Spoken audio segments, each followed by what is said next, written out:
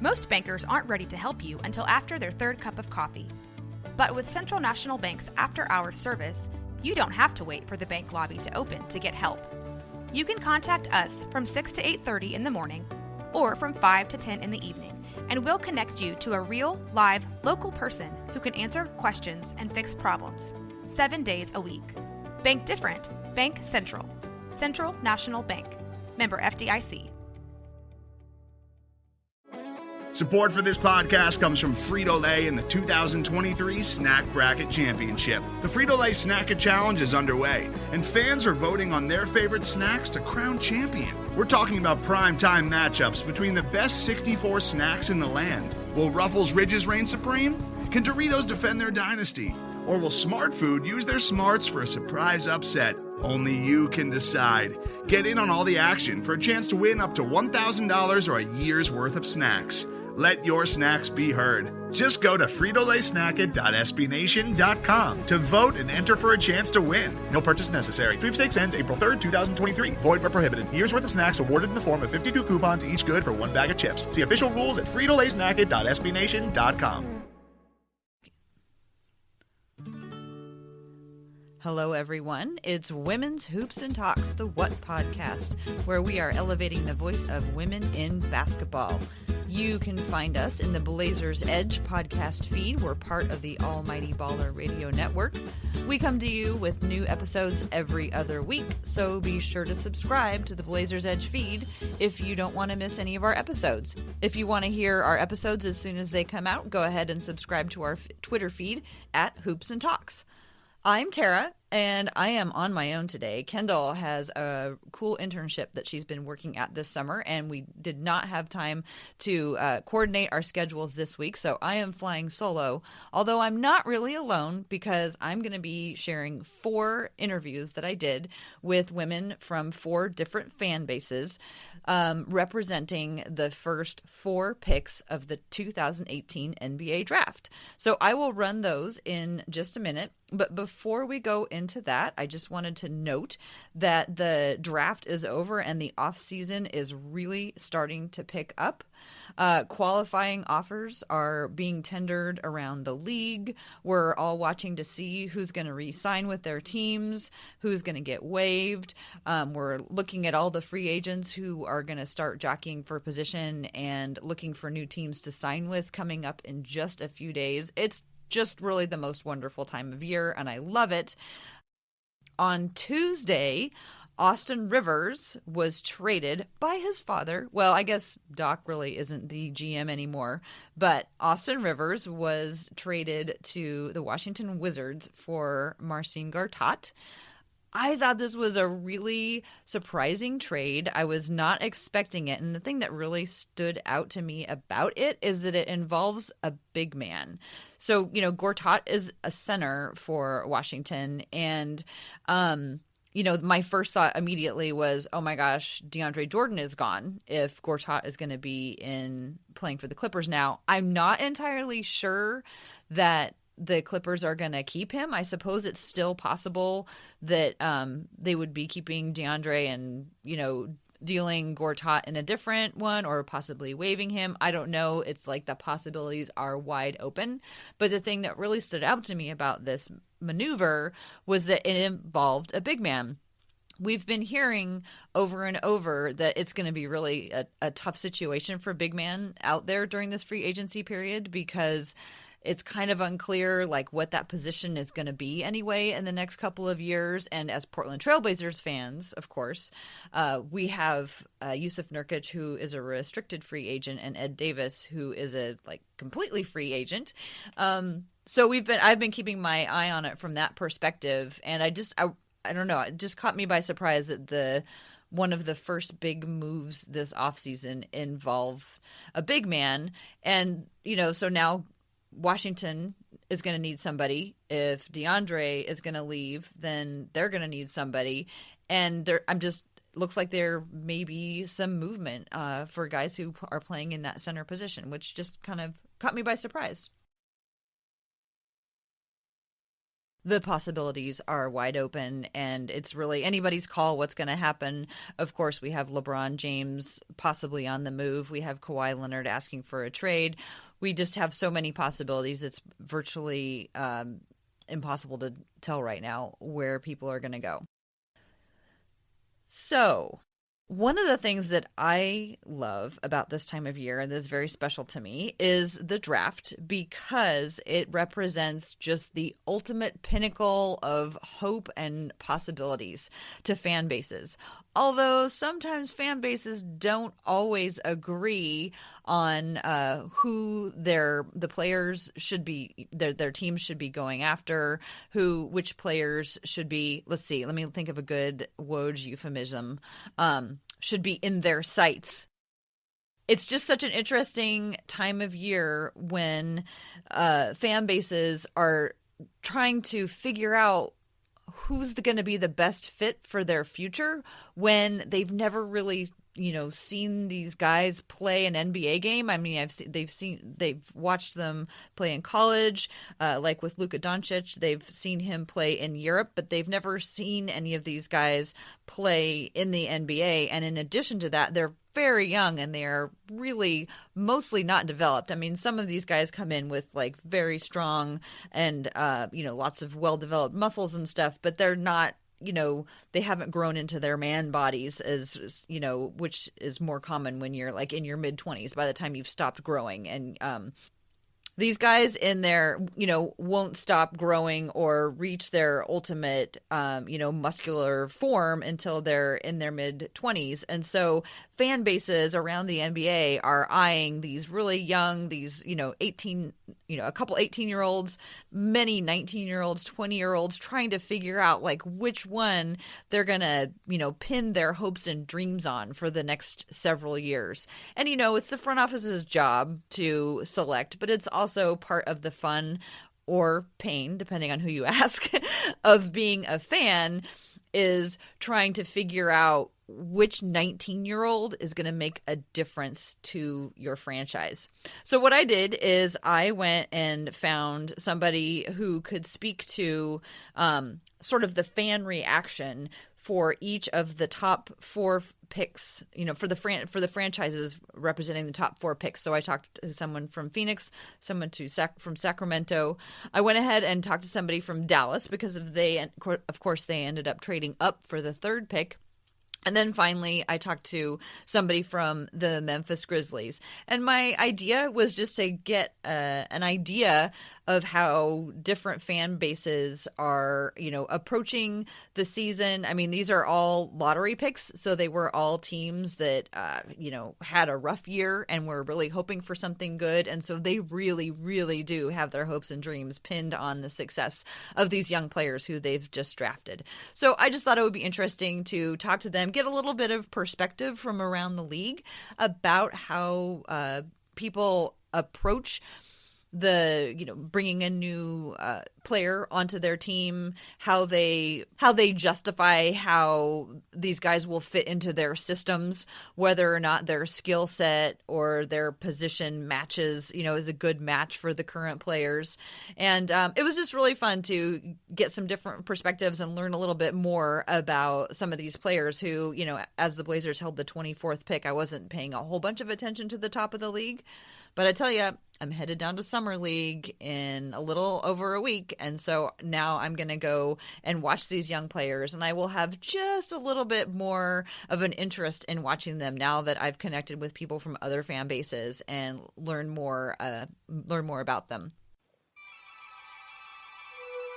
With the number one pick of the 2018 NBA Draft, the Phoenix Suns select Deandre Ayton from Arizona. And here to talk about how it all went in Phoenix is Ashley Williams. Ashley, welcome. Great to have you on. Thank you. Love being on, always. Do you love my cheesy Adam Silver imitation? I do. It was really good. I'm going to put some like really cheesy like intro music behind it too, like fanfare stuff. I'm kind of like feeling like a real DJ of a sudden right now. Well, let me introduce you. Ashley is a freelance reporter.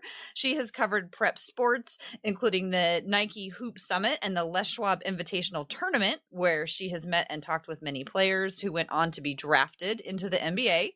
She also recently was in Phoenix leading up to the draft, so she is here to give us an idea of how Phoenix fans were feeling about their newest player.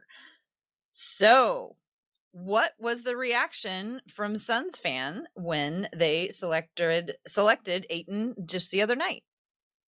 I think it's always exciting when a team or organization gets a number one pick. So I think it doesn't matter. Well, I mean, it matters, but it doesn't really matter who they initially get, because it's like, oh, like that's such an exciting thing, especially for an organization that's been through a lot. Correct me if I'm wrong, but I think they had the worst record in the league. They just have really been going through it, and I don't think they see that light at the end of the tunnel. So I think this was like some hope for them. And were there people? Was he the expected choice, I guess, is the question. I mean, I would assume so. Just more obviously, so I am more in the know than maybe more people would be. So I knew. It was just a joke to think that anybody else. Is it because of was it because of fit, or because of he's a local guy? What are some of the reasons that people were like advocating that he be selected? Yeah. I just think because of how dominant he is. And it's just that's something that a lot of teams would just feel, or a lot of people would think teams would be stupid to pass up on. So I don't know if I don't know if it's really like, oh, he's the best fit for Phoenix. But I think that it just wouldn't really make sense to not go with him. I know like the Arizona ties, obviously, but I mean, Marvin has Arizona ties as well. So I don't know if you can say like, oh, it's because he went to Arizona. Were there people who were wanting Doncic? Totally. I think that then this kind of helps me being from Portland, kind of like the whole Greg Oden thing. Right, you went through it. You lived through it. I've talked to people are mixed out there. I have a lot of people who are like, "Oh my God, he's gonna be a bust. This is a terrible idea." And then I have other people who are like, "He's the next Shaq. This is so awesome." So it's like, I don't know. I just kind of get that like red flag Greg Oden feeling. I kind of get that. I don't know why. You get that with Ayton? Kind of. I don't like to talk about players too much that I haven't like particularly like really covered or seen. And he turned down a lot of the events that I covered. Okay. When it was his time around. So like he turned down going, well, I did see him. I saw him at the Hoop Summit when he was a junior. Okay. But it wasn't, I was just like, nah. Like I didn't see anything that was like, obviously he's huge and he's going to dominate just because of his like size in itself. And I think that his position is something that is really needed now in the NBA as far as being like a true big, which would be super awesome. But I mean, I don't know. It's really hard to tell, especially these days. So, and I don't know anything about the Suns' new coach.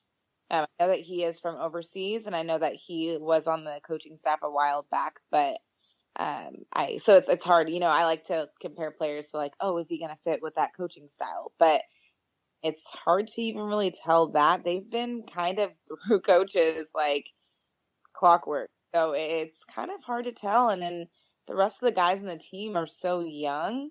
So it's like, I don't know. It's at that point, I think Phoenix is trying to decide what they are building. But I think having the number one pick, that's an exciting thing regardless. I think it was a good choice for them. I do. Mm-hmm.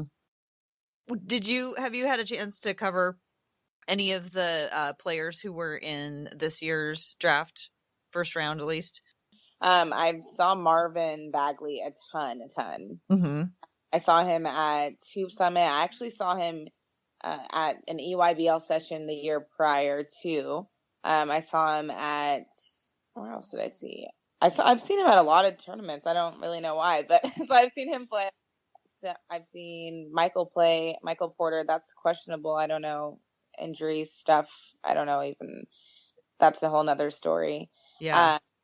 But it's interesting that Ayton didn't play in many of those regular events. Obviously, Doncic didn't either because he was playing in Europe. Well, that's the thing too. Is like, I mean, you have the option to turn down any of those events, and he did. So, I mean, it's kind of sucks for us because we're like, oh, where did he come from? But then it's like it's exciting to see him play. I mean, we got to see him play in college, which was cool.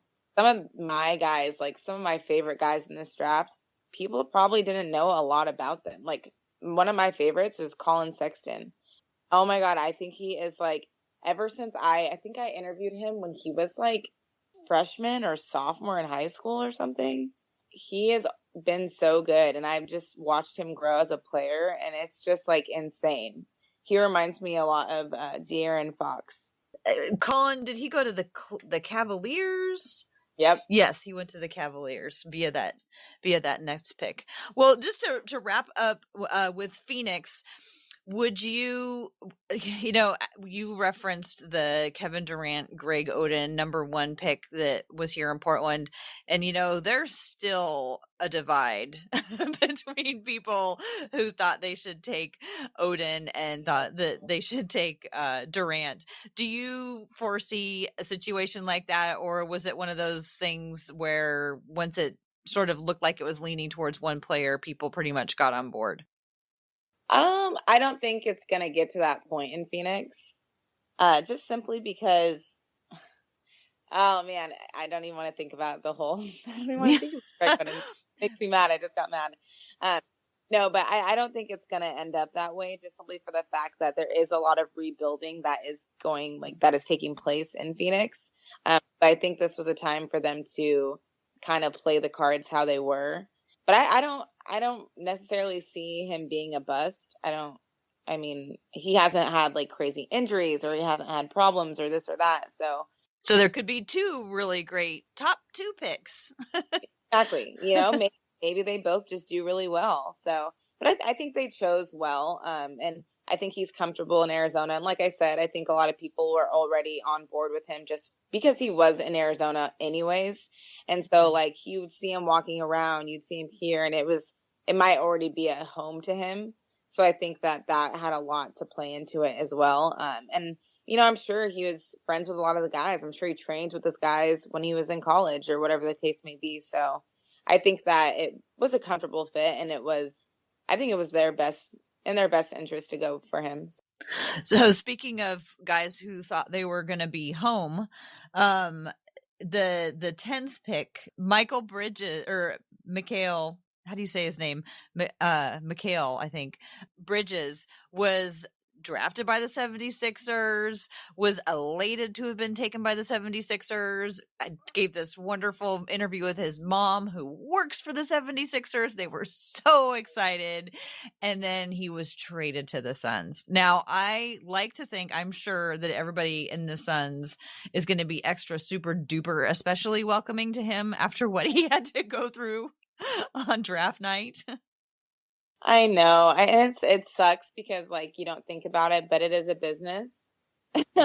Obviously so, but I know it was just such like a Hollywood story, like, oh, his mom is with the organization and everything. But no, I think they will be pleased just to, get some new talent in there, and I'm sure they are welcoming him with big arms, and they're so excited. I'm sure he's just like, hey, let's get ready to work, so.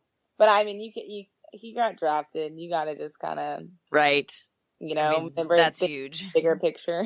Moms got to be proud of that for sure. I know. I always think of the moms on draft night. Like moms have a special place in my heart on draft night. Well, moms and family members, and people who raised the kids, and the people who drove them to all the practices and made them wake up when they didn't want to get up, and who washed their uniforms and took care of them and got them all the way to where they are.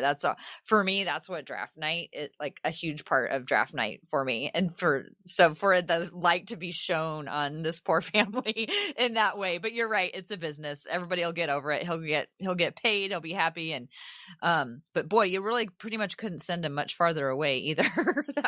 It was like, let's do directly the opposite. Yeah. There Yeah. you go. Well, it sounds like, the Phoenix has a lot of really young, exciting prospects and talent, and it'll be really interesting to see how they end up putting it all together and how this number one pick turns out for them.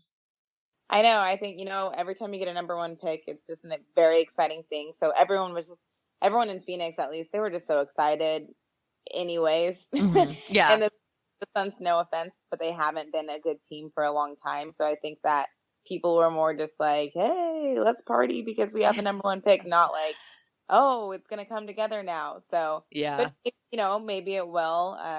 You never really know. I really hope for the sake of them, because I know how it feels, that's not an Oden situation. Mm-hmm. I'm sure he's going to be super healthy and have a really nice, long, and productive career. We'll end on a high note with that. Well, Ashley, do you want to tell folks how they can find your work? Yes, please. Definitely Twitter. I'll be jetting away. Then you can always find all my other things through YouTube, Instagram, but it's at Williams Ash Dawn. So I will be back in the Portland area doing some fun content here for a while. So look out for that. Awesome. Thanks again for joining us. Thank you.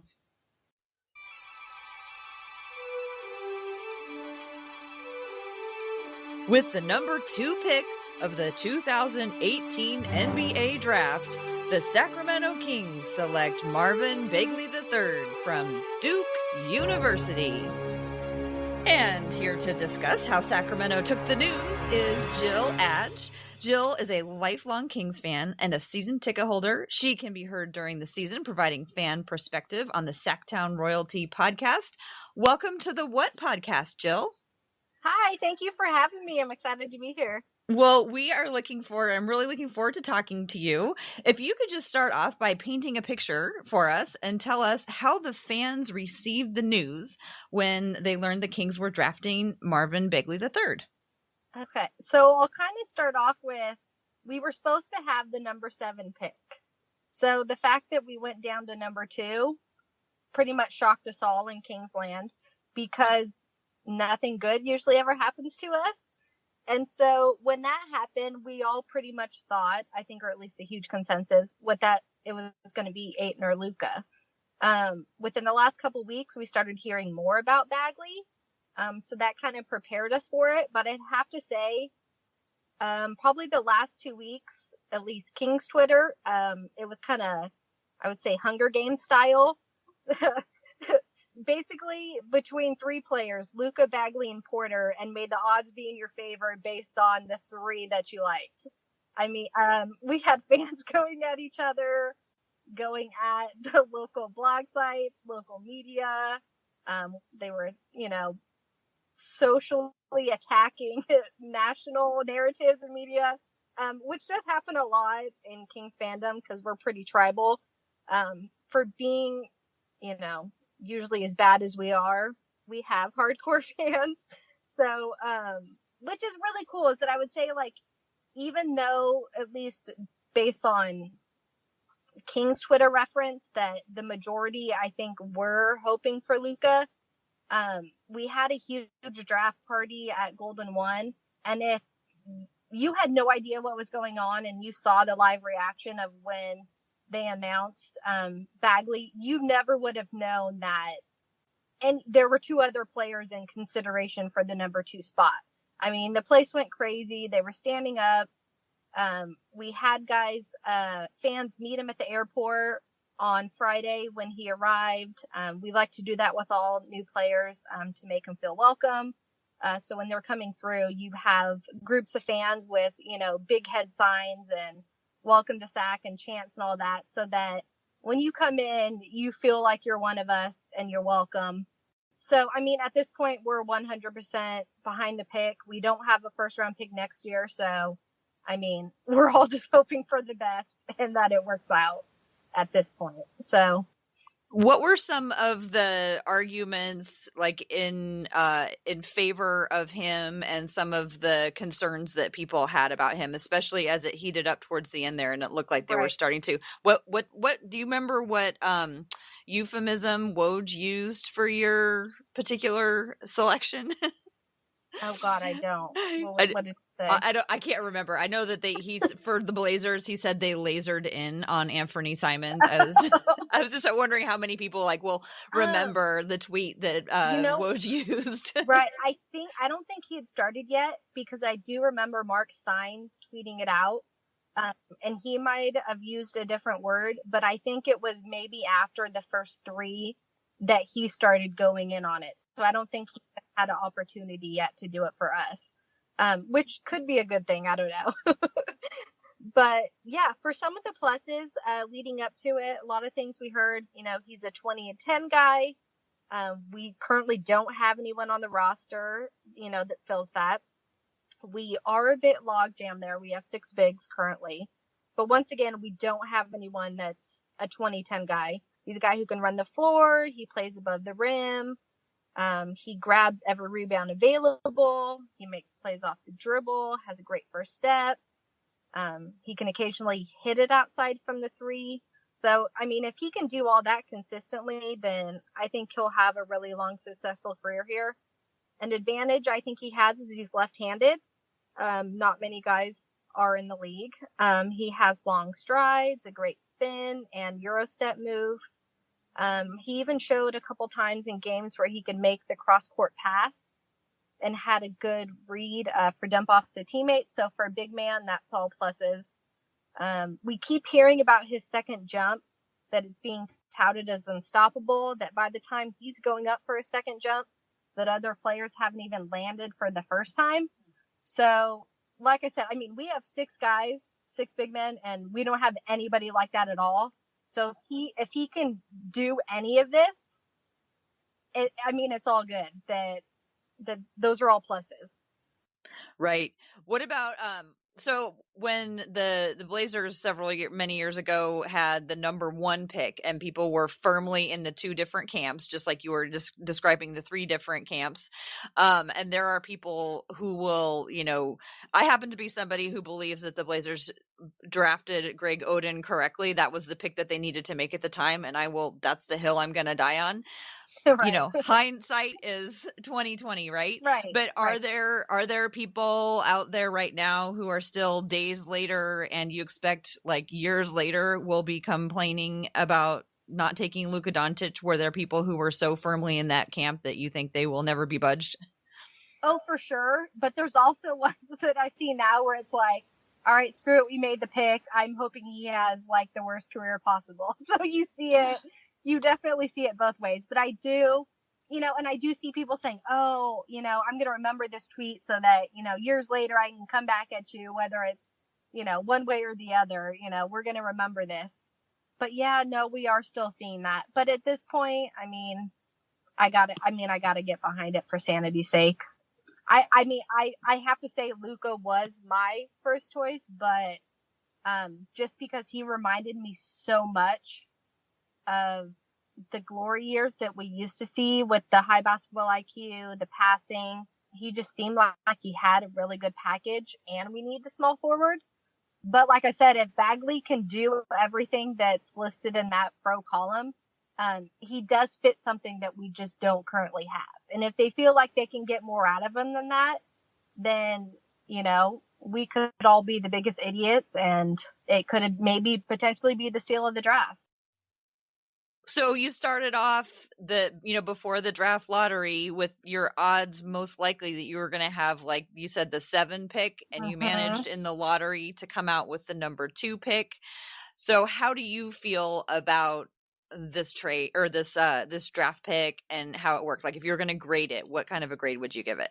I'd probably give it a B. Mm-hmm. Just because, like I said, we already have a lot of bigs, and he does have some unknowns, I would say. Really bad free throw shooting percentage, even though I think that can get solved.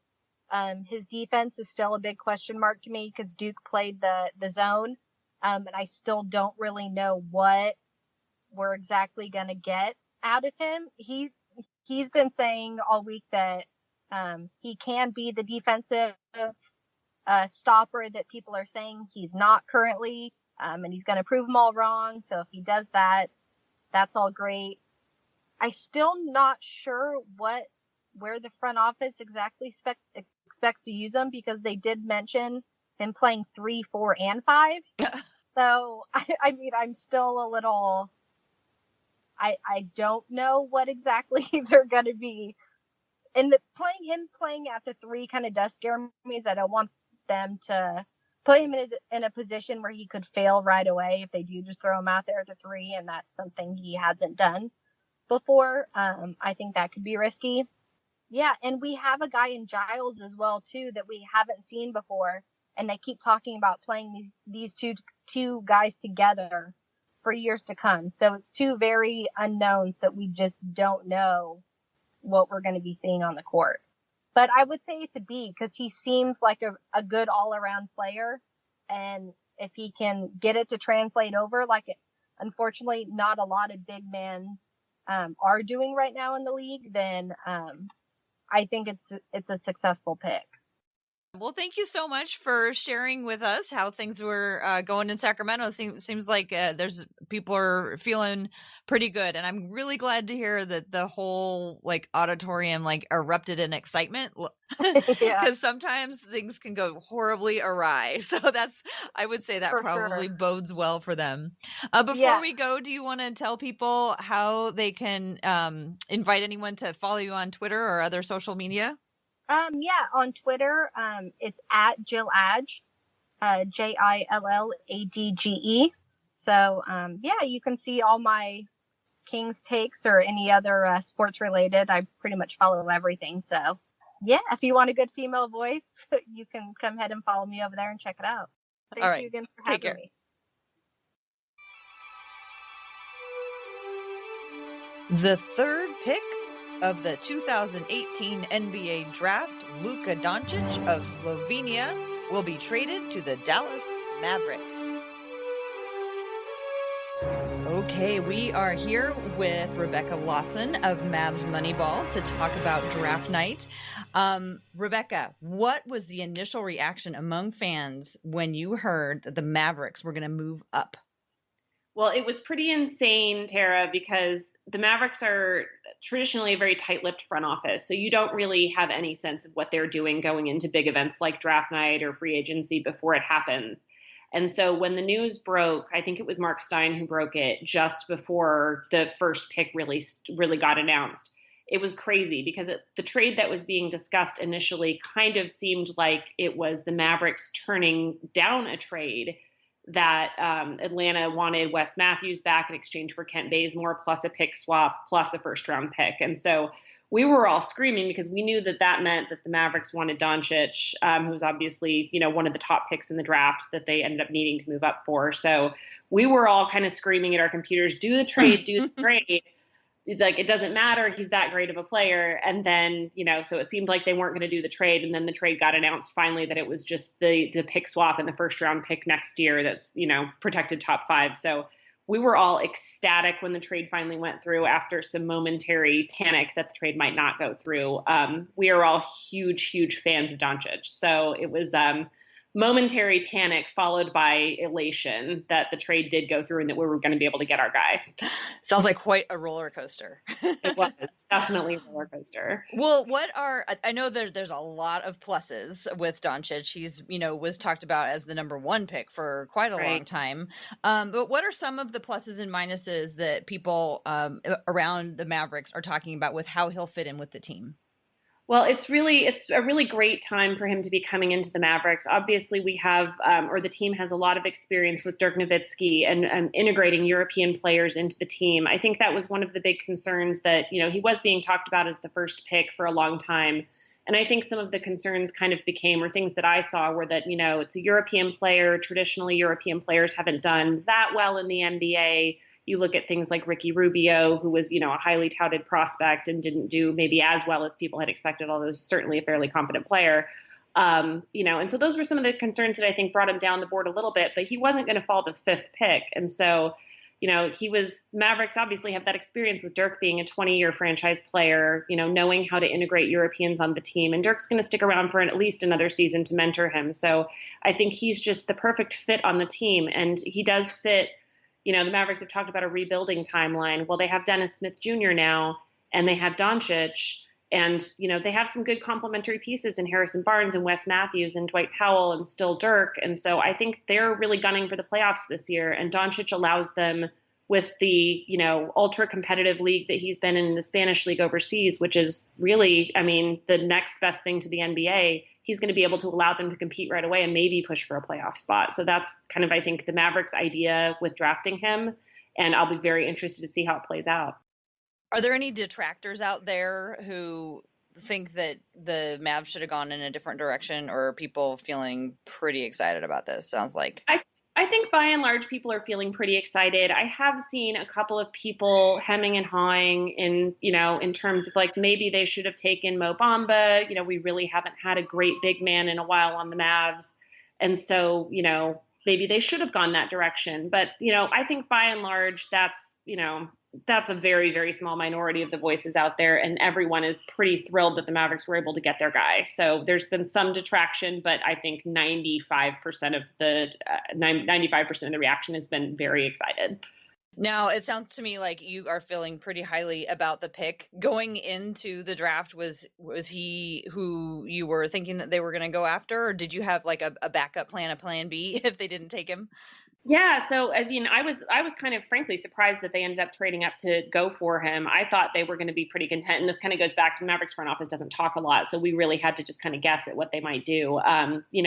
I thought they would be pretty content at the 5th pick, and they probably would have taken Mo Bamba or Wendell Carter or, one of those guys if Jaren Jackson had fallen. I don't think Doncic was ever going to fall to 5. Certainly they would have taken him if he had fallen to 5. But it's, I was surprised by the trade, certainly, because, even though he was their guy, I didn't realize how much he was their guy. And I thought they were going to be pretty happy just picking at 5. So to the extent that they didn't, it was pretty surprising, but I'm very happy that they got who they did because, Doncic has been talked about for so long as the, most polished prospect in this draft, and maybe the one prospect other than Ayton that could really change a team and could really be a franchise cornerstone for a team. So that's something that obviously with Dirk retiring, and, being in the twilight of his career, the Mavericks have not had that. And, Dennis Smith Jr. is going to take a couple years to get there, and maybe he wouldn't have ever been that. But we know Doncic is that because he has been playing at a high level for a number of years.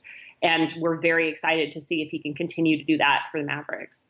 Well, thank you so much for giving us that little glimpse into how things are going in Dallas. It sounds like there's a lot of positivity and a lot of excitement about the future down there. Absolutely is. Thank you so much for having me. This was a lot of fun. Great. Take care. You too.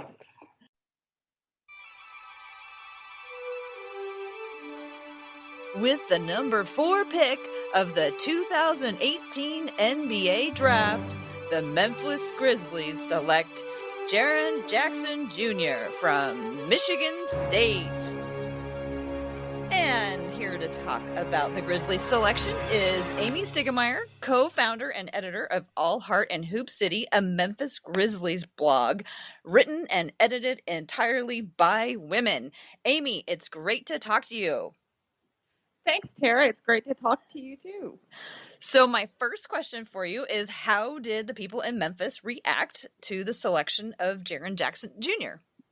It was kind of about a 60-40 split. There were a number of people who were disappointed that the scenarios floated the Grizzlies trading that number 4 pick and somehow offloading Chandler Parsons didn't become a thing. I think there were a lot of people that were disappointed with that. But overall, the consensus seems to be pretty good. I think there are some people who they're not going to be happy with anything. And I mean, I can't really talk because I haven't been happy with like half the Grizzlies draft picks for years. But I feel like this was a solid selection for them at the position that they were at. Somebody that they can get in right away with Mark is exactly what they need. Our 2 franchise players, much as I love them, are in their 30s. They're not getting any younger. So, being able to bring up guys who can get in the system and learn the system and kind of transition as our older guys transition out. I think that's ideal. And I think that's what they did with this pick. I don't know if I necessarily think that he's going to be a quote unquote NBA player right away this first season. I don't think he's going to be Donovan Mitchell, but I am willing to give him a shot. Hopefully he's going to play in the summer league, so we'll get to see a little bit of action there. But I mean, the Grizzlies didn't have a whole lot of options, and I think from a standpoint of everything that the fan base endured last season, with as bad as they were, I think everyone should be happy that this is what they came away with.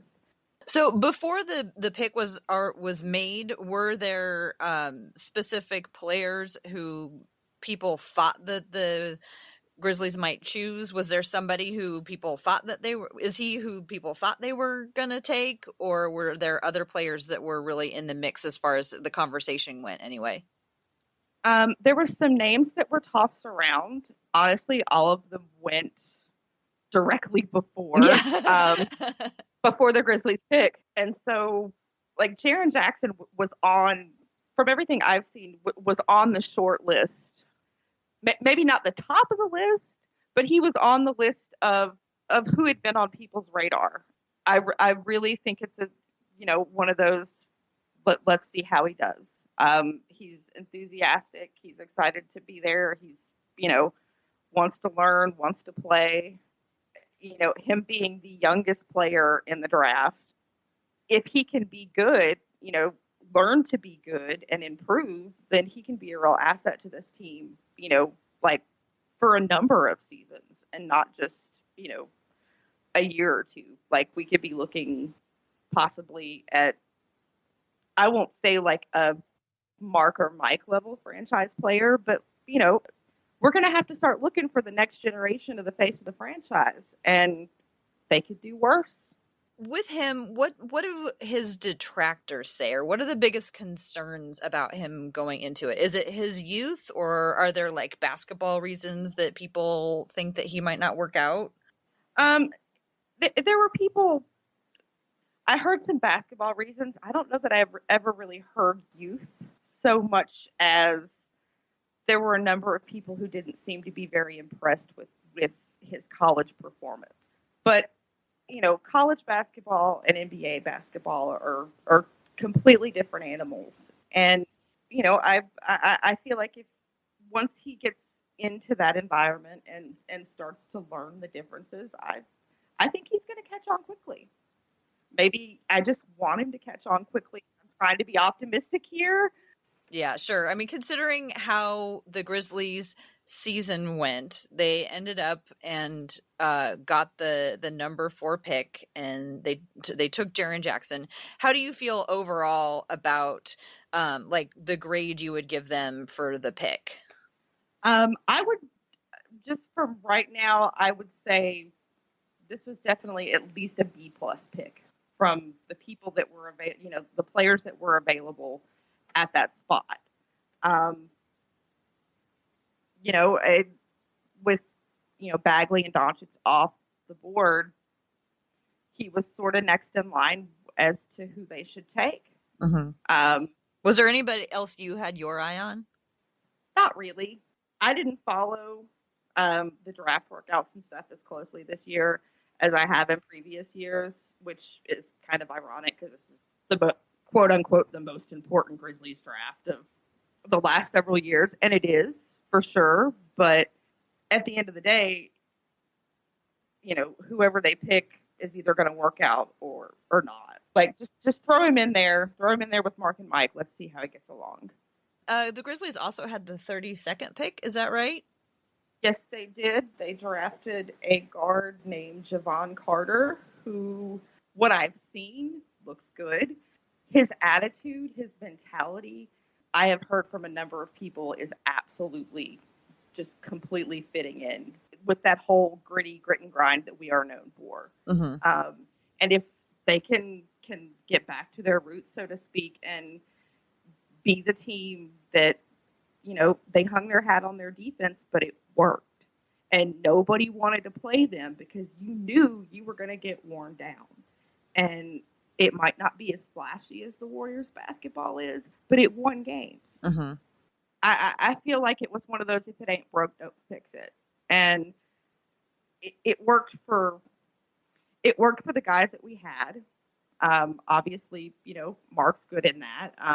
Him developing an outside shot probably added some years to his career, and it's definitely going to be an asset for Memphis. But I think that people wanted them to be a team that they're not, and maybe they really shouldn't be. Go back to doing the thing that they did well, that they had the most success at, and be the bullies. Be keep everybody in the mud. If you can manage to do that and make it sustainable, I don't see why they shouldn't. Do you think that with the selections that they made in this year's draft, are people talking about it, it continuing to be grit and grind, or are they looking at the picks and going, oh, I guess we're going in a different direction? Or it sounds like they kind of fit in with the general, identity of the team? Well, see, that's the funny thing, is because over the this past season, it was sort of like it was a team having an identity crisis. Mm-hmm. They didn't have that mentality. They didn't have that style of play. But the players that they drafted fit well within a system that relies heavily on defense. Maybe the game as a whole has sped up, but this is still not going to be, as it's still anchored by Marc Gasol, it's not they're not going to be a run and gun team the way some people want. And I think that part of the problem was sort of trying to stuff them into a mold that they weren't really meant to be in. This is not, Memphis is a small market, a small media market, and this is not a franchise or a fan base that can sustain the sort of like blow it up, full on rebuild the way that like Philadelphia did. That's not ever going to fly. So the best option for them is to retool and rebuild as they go. Try and add pieces that can help them win in the moment, but bring in younger guys who can kind of, who can eventually carry the torch. It's unrealistic to not at some point admit that has to be a priority in developing the team and building a roster. Yes, we want to win now. Yes, we want to win this year, but there has to be some kind of like long-term outlook. What are the Grizzlies doing to set themselves up to be better now and in the future? And I think that they took a swing at it. I hope it'll work out, because I don't want to see another season like last season. I think they did the best they could in the with who was available there. And if Jaren Jackson plays well with Mark, that's going to be great. That's something that I'm definitely looking forward to. I want the team to do well, but I also don't want that to be like, I don't want reliably be a first round playoff exit forever. Yeah, I've been there. I know, and I know you feel me there. And on one hand, no, I don't necessarily think that the only thing that makes a successful basketball team is winning a championship. But steady progress sure helps. steady progress definitely helps. And nobody in this fan base is really ready to go back to the early days of really, truly ugly basketball, because they look so lost. It was so sad. It was so hard to watch.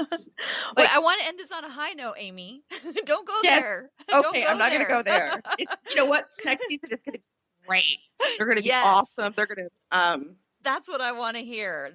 Like I said, right after the draft, that's when our hopes are the highest. It's before free agency has started and you've heard whether, you haven't heard yet, who they shopped and couldn't get anything back for.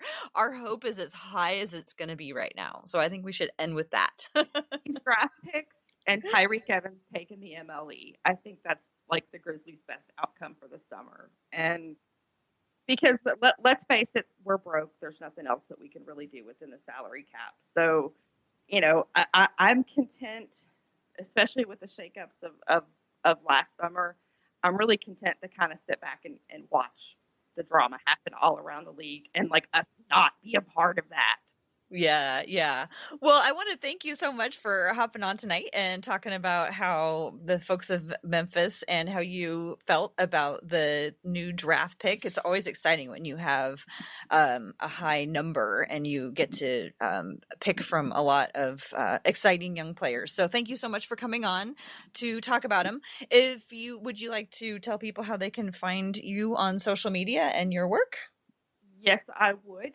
Thank you again for having me. You can find me on Twitter at HoopCityHellcat, and our website is, of course, allheartinhoopcity.com.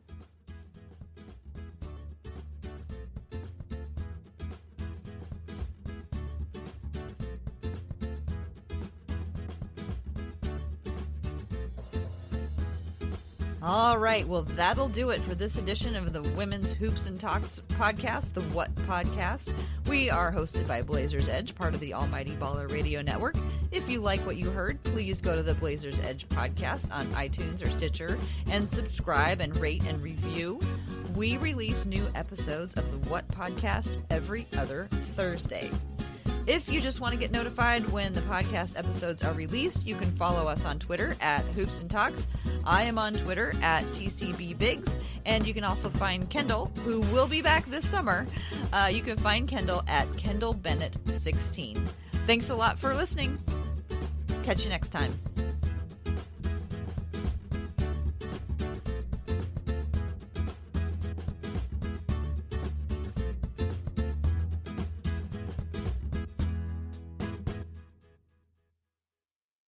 Today's episode is brought to you by Cars.com. With over 2 million vehicles and 50,000 more added every day, Cars.com will match you with the perfect car for you, your budget, your life, your style. And if you're ready to say goodbye to your current car, Cars.com will get you an instant offer to cash it in. Just start by entering your license plate and get matched with a local dealer who will write you the check. So whether you're looking to buy or sell, just go to Cars.com. It's magical.